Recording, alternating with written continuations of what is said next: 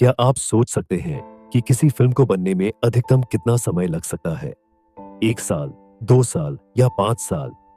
लेकिन आज हम जिस फिल्म को एक्सप्लेन करने जा रहे हैं, उसे बनने में 5 या 6 साल नहीं, बल्कि पूरे 16 साल लगे हैं। ये फिल्म सच्ची घटना पर आधारित है और साल 1993 में हुई एक दर्दनाक कहानी को दिखाती है। इस फिल्म की कहानी नजीब और हकीम नाम के 2 युवकों के इर्द-गिर्द घूमती है, जो अपनी गरीबी से निजात पाने के लिए सऊदी अरब में काम करने के लिए जाते हैं। लेकिन वहां उनके साथ जो कुछ भी होता है, वो उनकी कल्पना से भी परे होता है। ये फिल्म हमें सिखाती है कि गरीबी से बचने के लिए लोग क्या-क्या सहन करते हैं और कभी-कभी धोखे में फंसकर गुलाम बना दिए जाते हैं। यह कहानी दर्दनाक, भावनात्मक और सच्ची घटनाओं पर आधारित है, जिसे देखना हर किसी के लिए एक अनुभव होगा। अगर आपको ये कहानी पसंद आएगी, तो वीडियो को लाइक और हमारे चैनल को सब्सक्राइब करना न भूलना। अब आते हैं इस कहानी पर। दोस्तों, हमें विदेश जाने से पहले हमेशा सतर्क रहना चाहिए और कभी भी बिना पूरी जांच पड़ताल के विदेश में नौकरी के लालच में जाना नहीं चाहिए। अब आते हैं स्टोरी पर। कहानी की शुरुआत होती है जब नजीब और हकीम सऊदी अरब के एयरपोर्ट पर उतरते हैं, लेकिन उनका मालिक उन्हें लेने नहीं आता। पूरा दिन बीत जाता है और शाम होते ही एक आदमी उनके पास आता है, उनसे उनके पासपोर्ट ले लेता है और उन्हें अपने साथ ले जाता है। रास्ते में नजीब उस आदमी से पानी मांगता है, लेकिन वो देने से इनकार कर देता है और उन्हें चुपचाप गाड़ी में बैठने के लिए कहता है। कई घंटों के सफर के बाद वो एक रेगिस्तानी इलाके में पहुंचते हैं। नजीब और हकीम को यह देखकर झटका लगता है, क्योंकि वो कंपनी में काम करने आए थे, लेकिन अब वो एक अनजान रेगिस्तान में खड़े हैं। कुछ देर बाद वो आदमी हकीम को 1 अरब रियाल में शेख को बेच देता है और नजीब को अपने साथ ले जाता है। हकीम चिल्लाता है कि उन्हें अलग न किया जाए, लेकिन वो उनकी एक नहीं सुनता। अब नजीब को एक बुजुर्ग आदमी मिलता है जो हिंदी बोलता है, लेकिन नजीब को हिंदी भी नहीं आती। वह इशारों में नजीब को पानी की टंकी दिखाता है। नजीब को घंटों से पानी नहीं मिला था, इसलिए वह वहां जाकर पीता है। अगली सुबह उसे बकरियों का दूध निकालने के लिए कहा जाता है। जब वह अपने मालिक से कहता है कि वह यहां यह काम करने नहीं आया है, तो उसे टेंट से बाहर फेंक दिया जाता है। धीरे धीरे नजीब को एहसास होता है कि वह एक गुलाम बन चुका है। उसे गंदी और अधपकी रोटी खाने को मिलती है।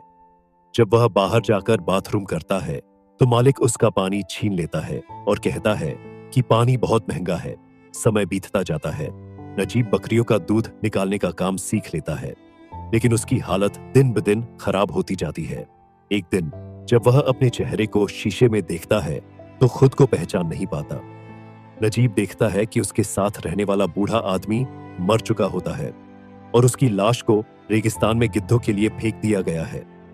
वह डर जाता है कि अगर वह भी यहीं रुका, तो उसका भी यही हाल होगा।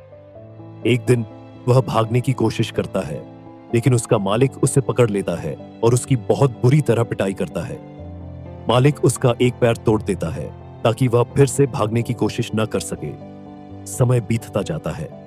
एक दिन जब नजीब रेगिस्तान में भेड़ों को चरा रहा होता है, तो उसे एक आवाज सुनाई देती है। जब वह उस ओर जाता है, तो देखता है कि हकीम उसके सामने खड़ा है। दोनों एक दूसरे को देखकर गले मिलकर रोने लगते हैं। हकीम बताता है कि उसने इब्राहिम नाम के एक आदमी से संपर्क किया है, जो रेगिस्तान के सारे रास्ते जानता है और उन्हें भागने में मदद कर सकता है।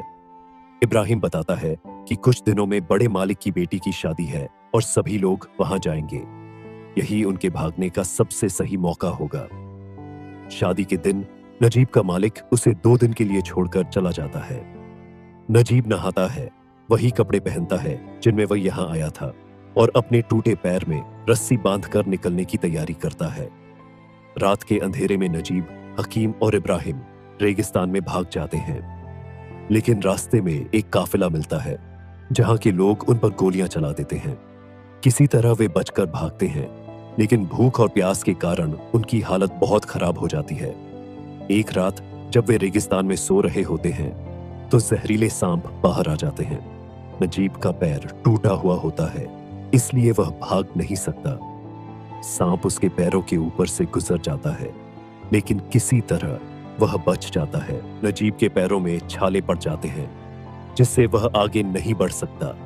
इसीलिए इब्राहिम अपनी जैकेट निकालकर उसके पैरों में बांध देता है। कुछ देर आगे चलने के बाद दोनों भाई फिर से गिर जाते हैं, क्योंकि कई दिनों से उन्होंने पानी नहीं पिया होता। प्यास से बेहाल ये दोनों हिम्मत हारने लगते हैं, लेकिन इब्राहिम उन्हें हौसला देता है। हकीम काफी थक चुका होता है, इसलिए इब्राहिम उसे अपने कंधों पर उठा लेता है। कुछ देर बाद नजीब भी नीचे गिर जाता है।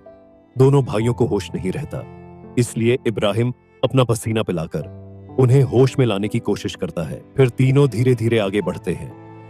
कुछ देर बाद हकीम को होश आ जाता है और उसे दूर शहर दिखाई देता है। वह जोश में आकर दौड़ने लगता है और चिल्लाते हुए कहता है। नजीब उसे संभालने की कोशिश करता है, लेकिन हकीम उसे धक्का देकर भागने लगता है और आगे गिर जाता है। उसके मुंह से खून निकलने लगता है। नजीब उसे बचाने की कोशिश करता है, लेकिन हकीम की सांसें थम जाती हैं। तभी रेगिस्तान में एक खतरनाक तूफान आ जाता है। इब्राहिम नजीब को बचाने की कोशिश करता है, लेकिन दोनों तूफान की चपेट में आ जाते हैं। कुछ देर बाद जब तूफान थमता है तो इब्राहिम और नजीब जिंदा होते हैं। नजीब खड़ा होकर अपने भाई को पुकारता है, लेकिन हकीम की लाश तूफान में दब चुकी होती है। इब्राहिम नजीब से कहता है, अगर हमें जिंदा रहना है तो आगे बढ़ना होगा। इसके बाद दोनों सफर जारी रखते हैं। चलते चलते शाम हो जाती है और तभी उन्हें एक पेड़ और पानी का स्रोत दिखाई देता है। दोनों पागलों की तरह उसकी ओर दौड़ते हैं, लेकिन इब्राहिम नजीब को पानी पीने से रोक देता है, क्योंकि वह जहरीला हो सकता है। इब्राहिम कपड़े को गीला करके नजीब को पानी पिलाता है और खुद भी ऐसे ही पीता है। वहां उन्हें एक खाली बोतल भी मिलती है, जिससे वह एक धुन बजाता है। कुछ देर बाद उन्हें आसमान में उड़ते परिंदे दिखाई देते हैं, जिससे उन्हें सही दिशा का अंदाजा हो जाता है। वे उसी ओर बढ़ने लगते हैं जिधर परिंदे जा रहे होते हैं। रात होते होते नजीब की हालत और बिगड़ जाती है। दोनों वहीं सो जाते हैं। अगली सुबह जब नजीब की आंख खुलती है तो इब्राहिम वहां नहीं होता। तभी उसे पास में पानी की बोतल दिखाई देती है, जो इब्राहिम उसके लिए छोड़ गया होता है। अब नजीब अकेला ही रेगिस्तान में आगे बढ़ता है। भूख और प्यास से बेहाल, दर्द से कराहते हुए वह पानी पीता है। तभी उसे गाड़ियों के गुजरने की आवाज आती है और वह उसी दिशा में भागता है। कुछ देर बाद वह हाईवे पर पहुंच जाता है। वह काफी देर तक मदद मांगने की कोशिश करता है, लेकिन कोई नहीं रुकता। शाम हो जाती है और वह रात भर सड़क के किनारे खड़ा रहता है। अगली सुबह जब वह सड़क पार कर रहा होता है, तभी एक कार उसके पास आकर रुकती है। यह कार एक शेख की होती है। शेख उसे अपनी गाड़ी में बैठा लेता है और पानी पिलाता है। शेख उसे शहर में एक इंडियन होटल के सामने छोड़ देता है। होटल का मालिक एक नेक दिल इंसान होता है, जो भटके हुए लोगों की मदद करता है। वह नजीब को नहलाता है, उसके बाल कटवाता है और डॉक्टर बुलाकर उसका इलाज करवाता है। नजीब पूरी रात आराम करता है और अगली सुबह काफी बेहतर महसूस करता है। होटल का मालिक नजीब से कहता है, तुम्हारे दिए हुए पते से तुम्हारे परिवार से संपर्क हो चुका है। इसके बाद वह नजीब की फैमिली से उसकी बात करवाता है। नजीब अपने परिवार से बात करते हुए फूट फूट कर रोता है। इसके बाद नजीब को पुलिस स्टेशन ले जाया जाता है, ताकि कानूनी प्रक्रिया पूरी करने के बाद उसे इंडिया भेजा जा सके। वहां उसे बताया जाता है कि जिनके पास डॉक्यूमेंट नहीं होते, उन्हें 3 महीने जेल में रखा जाता है। तभी जेल में कुछ लोग आते हैं, जो अपनी कंपनी से भागे हुए मजदूरों को पहचानने के लिए आते हैं। असल में अरब देशों में मालिक अपने गुलामों को पहचान कर वापस ले जाते हैं। तभी नजीब को वह आदमी दिखाई देता है जो उसे गुलाम बनाकर ले गया था। वह नजीब के पास आकर रुकता है। नजीब को लगता है कि शेख उसे फिर से गुलाम बनाकर ले जाएगा, लेकिन शेख उसके सिर पर हाथ रखकर कहता है, तुम मेरे यहां से भागे, ठीक है। अगर मैंने तुम्हें स्पॉन्स किया होता तो वापस रेगिस्तान ले जाकर सबक सिखाता, लेकिन तुम मेरे बुलाए हुए गुलाम नहीं थे। मुझे कोई और नहीं मिला, इसलिए तुम्हें गुलाम बना लिया था। इतना कहकर शेख वहां से चला जाता। नजीब काफी डर जाता है। तभी पास खड़ा एक आदमी बताता है, उसने तुम्हें स्पॉन्स नहीं किया था, इसलिए चला गया, लेकिन तुम गलत वीजा पर आए थे, इसी वजह से उसके जाल में फंस गए। अब अपने घर वापस जा सकते हो।